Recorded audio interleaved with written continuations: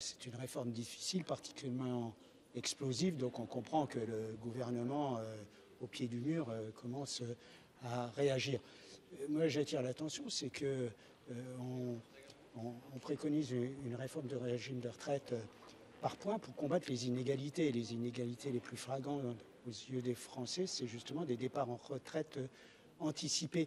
Donc, si pour ces régimes spéciaux qu'on a montré du doigt, pas moi, mais le gouvernement, pour la réforme, on continue à pérenniser leurs avantages plus longtemps que le régime salarié qui, lui, est équilibré.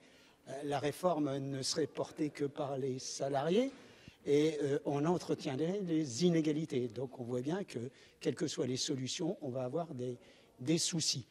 Rappelons que la France est la seule à s'attaquer à la fois aux régimes spéciaux et aux régimes complémentaires. On détruit tout ce qui existe pour un système plus juste, toujours par répartition différente, mais nous sommes les seuls en Europe à partir à l'âge de 62 ans. Donc si on ne veut pas toucher à l'âge, si on reporte les avantages des uns par rapport aux autres, qu'est-ce qui va rester de cette réforme, surtout si elle porte sur des dizaines et des dizaines d'années? À ce moment-là, si c'est pour en venir à ce qu'elle soit très étalée, n'attendons pas 2025, commençons tout de suite pour les générations dès 2021 ou 2022 pour ceux qui vont rentrer dans le système. Donc on voit bien qu'il y a un nombre d'incertitudes qui ne sont toujours pas levées et qui nous font planer des doutes quant au calendrier de cette réforme.